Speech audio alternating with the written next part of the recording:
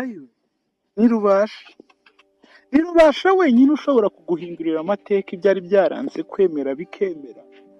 Abavugaga amagambo bakayahindura bakayita amashimwe ba bandi bagukobye bakagufasha gushima bakavuga ngo niwe wenyine wabikoze. ayiwe ntirubasha. cya gihe uri mu cyumba usenga ntawe ubwira, amadirishya wayafunze, inzugi nazo reka sinakubwira wegetseho, nyamara nta wundi uba uguteze ugutwi.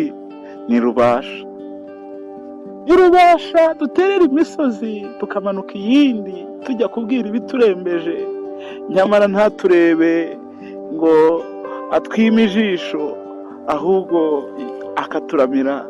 akaturamiza amaboko y'imbabazi n'ubugwaneza.